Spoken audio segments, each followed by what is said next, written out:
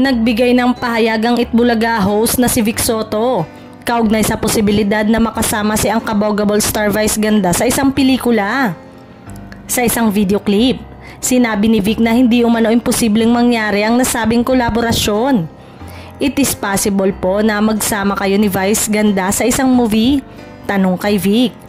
It's not impossible, sagot niya. Siguro in the future wala akong pinipili.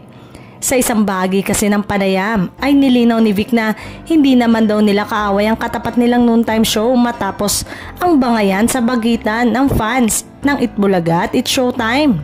Bukas na makatrabaho ang host na si Vic Soto sa katunggali niya sa hosting at paggawa ng mga box office hits na si Vice Ganda, kaya't ano kaya ang magiging sagot ni Vice dito? May mga aligasyon kasing magbabalik pelikula na siya.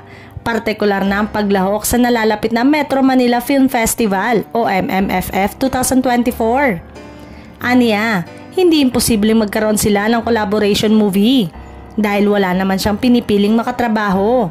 Bagamat walang detalye sa kanyang bagong pelikula, sinabi ni Soto na hindi na muna siya gagawa ng another part ng Enteng Kabisote kaya't asahan ng mas kakaibang pelikula na maaaring mapanood sa Pasko. Matatanda ang isa ang mga pelikula ni Vic sa mga humakot ng kita sa takilya sa mga nakalipas na Metro Manila Film Festival, gaya ng Enteng Kabisote franchise.